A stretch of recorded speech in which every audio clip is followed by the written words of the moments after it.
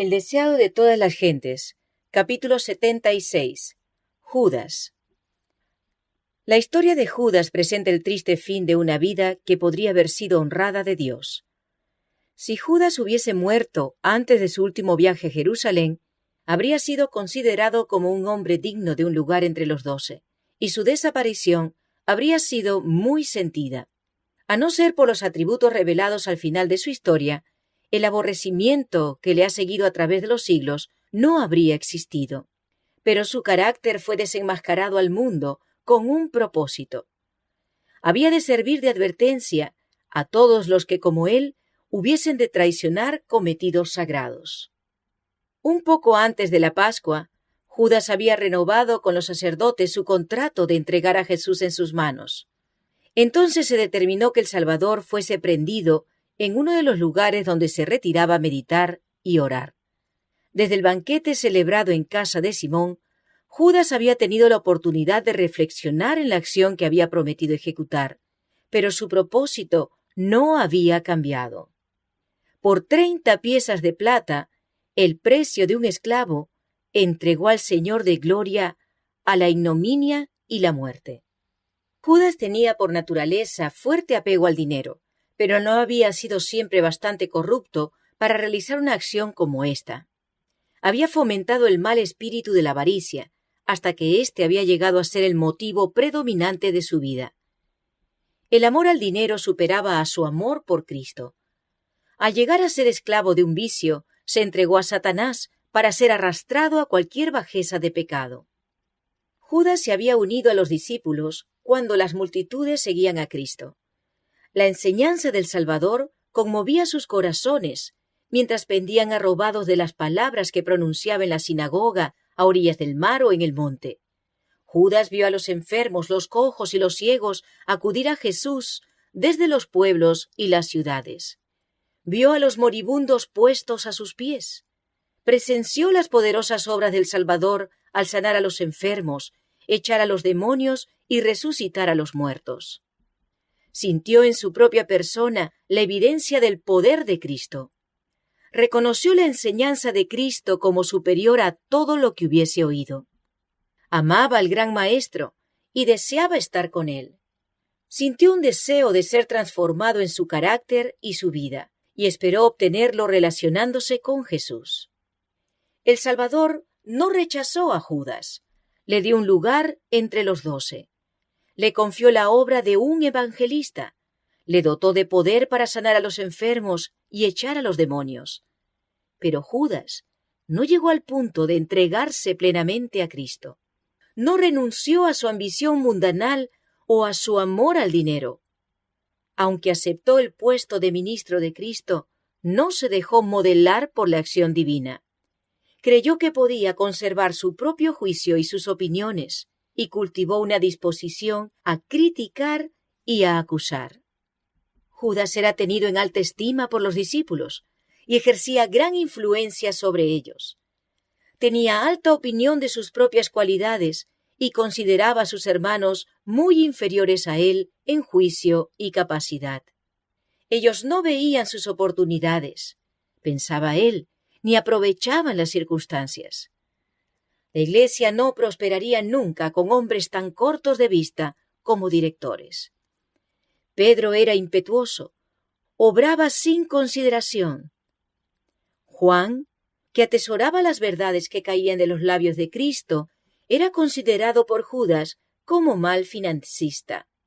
Mateo, cuya preparación le había enseñado a ser exacto en todas las cosas, era muy meticuloso en cuanto a la honradez y estaba siempre contemplando las palabras de Cristo, y se absorbía tanto en ellas que, según pensaba Judas, nunca se le podría confiar la transacción de asuntos que requiriesen previsión y agudeza. Así pasaba Judas revista a todos los discípulos, y se lisonjeaba, porque, de no tener él su capacidad para manejar las cosas, la Iglesia se vería con frecuencia en perplejidad y embarazo. Judas se consideraba como el único capaz, aquel a quien no podía aventajársele en los negocios. En su propia estima, reportaba honra a la causa y como tal se representaba siempre. Judas estaba ciego en cuanto a su propia debilidad de carácter, y Cristo le colocó donde tuviese oportunidad de verla y corregirla. Como tesorero de los discípulos, estaba llamado a proveer a las necesidades del pequeño grupo y a aliviar las necesidades de los pobres. Cuando en el aposento de la Pascua Jesús le dijo: «Lo que haces, hazlo más presto», los discípulos pensaron que le ordenaba comprar lo necesario para la fiesta o dar algo a los pobres. Mientras servía a otros, Judas podría haber desarrollado un espíritu desinteresado. Pero aunque escuchaba diariamente las lecciones de Cristo y presenciaba su vida de abnegación, Judas alimentaba su disposición avara. Las pequeñas sumas que llegaban a sus manos eran una continua tentación. Con frecuencia, cuando hacía un pequeño servicio para Cristo o dedicaba tiempo a propósitos religiosos, se cobraba de este escaso fondo. A sus propios ojos, estos pretextos servían para excusar su acción, pero a la vista de Dios era ladrón. La declaración con frecuencia repetida por Cristo de que su reino no era de este mundo ofendía a Judas. Él había trazado una conducta de acuerdo con la cual él esperaba que Cristo obrase. Se había propuesto que Juan el Bautista fuese librado de la cárcel. Pero he aquí que Juan había sido decapitado. Y Jesús, en vez de aseverar su derecho real y vengar la muerte de Juan, se retiró con sus discípulos a un lugar del campo. Judas quería una guerra más agresiva. Pensaba que si Jesús no impidiese a los discípulos ejecutar sus planes, la obra tendría más éxito. Notaba la creciente enemistad de los dirigentes judíos y vio su desafío quedar sin respuesta cuando exigieron de Cristo una señal del cielo. Su corazón estaba abierto a la incredulidad, y el enemigo le proporcionaba motivos de duda y rebelión. ¿Por qué se esparciaba tanto Jesús en lo que era desalentador? ¿Por qué predecía pruebas y persecución para sí y sus discípulos? La perspectiva de obtener un puesto elevado en el nuevo reino había inducido a Judas a abrazar la causa de Cristo. ¿Iban a quedar frustradas sus esperanzas? Judas no había llegado a la conclusión de que Jesús no fuera el Hijo de Dios, pero dudaba y procuraba hallar alguna explicación de sus poderosas obras. A pesar de la propia enseñanza del Salvador, Judas estaba de continuo sugiriendo la idea de que Cristo iba a reinar como rey en Jerusalén. Procuró obtenerlo cuando los 5.000 fueron alimentados. En esta ocasión, Judas ayudó a distribuir el alimento a la hambrienta multitud. Tuvo oportunidad de ver el beneficio que estaba a su alcance impartir a otros. Sintió la satisfacción que siempre proviene de servir a Dios. Ayudó a traer a los enfermos y dolientes de entre la multitud a Cristo. Vio qué alivio, qué gozo y qué alegría penetraban en los corazones humanos por el poder sanador del restaurador. Podría haber comprendido los métodos de Cristo, pero estaba cegado por sus propios deseos egoístas. Judas fue el primero en aprovecharse del entusiasmo despertado por el milagro de los panes. Él fue quien puso en pie el proyecto de tomar a Cristo por la fuerza y hacerle rey. Sus esperanzas eran grandes y su desencanto fue amargo. El discurso de Cristo en la sinagoga acerca del pan de vida fue el punto decisivo en la historia de Judas. Oyó las palabras: «Si no comiereis la carne del Hijo del Hombre y bebiereis su sangre, no tendréis vida en vosotros». Vio que Cristo ofrecía beneficio espiritual más bien que mundanal. Se consideraba como previsor y pensó que podía vislumbrar que Cristo no tendría honores ni podría conceder altos puestos a sus seguidores.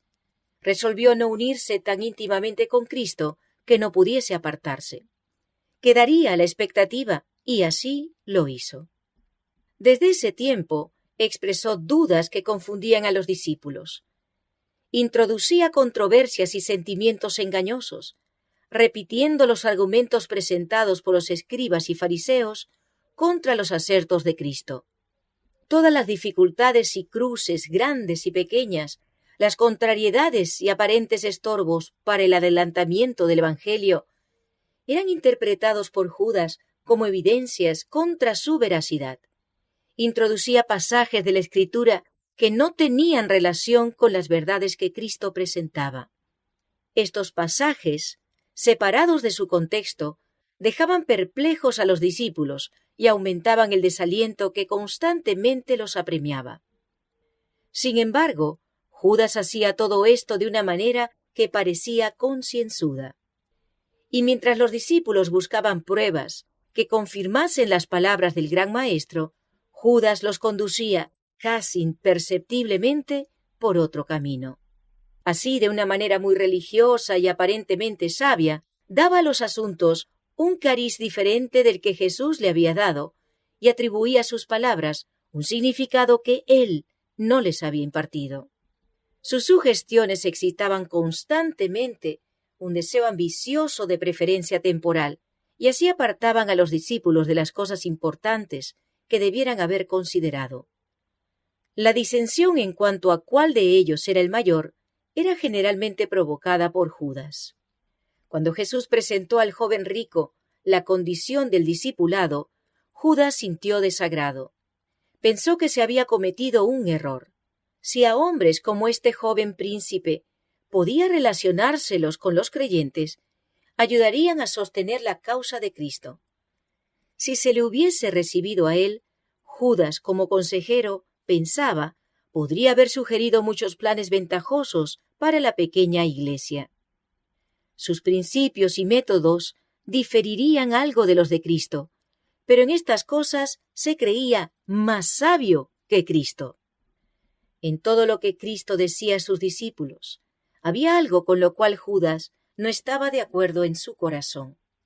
Bajo su influencia, la levadura del desamor estaba haciendo rápidamente su obra.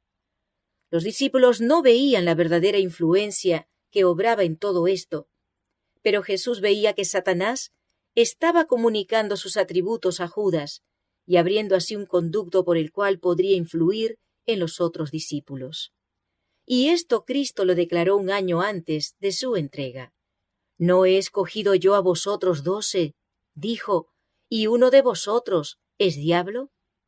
Sin embargo, Judas no se oponía abiertamente, ni parecía poner en duda las lecciones del Salvador. No murmuró abiertamente hasta la fiesta celebrada en la casa de Simón. Cuando María ungió los pies del Salvador, Judas manifestó su disposición codiciosa. Bajo el reproche de Jesús, su espíritu se transformó en hiel. El orgullo herido y el deseo de venganza quebrantaron las barreras, y la codicia durante tanto tiempo alimentada le dominó. Así sucederá a todo aquel que persista en mantener trato con el pecado.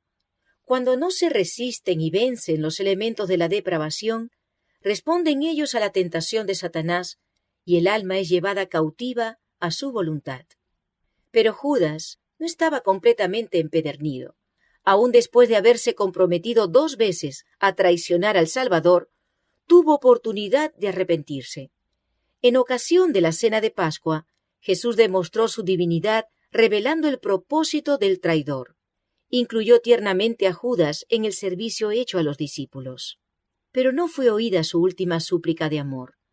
Entonces el caso de Judas fue decidido, y los pies que Jesús había lavado salieron para consumar la traición. Judas razonó que si Jesús había de ser crucificado, el hecho acontecería de todos modos. Su propio acto de entregar al Salvador no cambiaría el resultado. Si Jesús no debía morir, lo único que haría sería obligarle a librarse. En todo caso, Judas ganaría algo por su traición. Calculaba que había hecho un buen negocio traicionando a su Señor. Sin embargo, Judas no creía que Cristo se dejaría arrestar. Al entregarle, era su propósito enseñarle una lección. Se proponía desempeñar un papel que indujera al Salvador a tener desde entonces cuidado de tratarle con el debido respeto. Pero Judas no sabía que estaba entregando a Cristo a la muerte. ¿Cuántas veces, mientras el Salvador enseñaba en parábolas, los escribas y fariseos habían sido arrebatados por sus ilustraciones sorprendentes?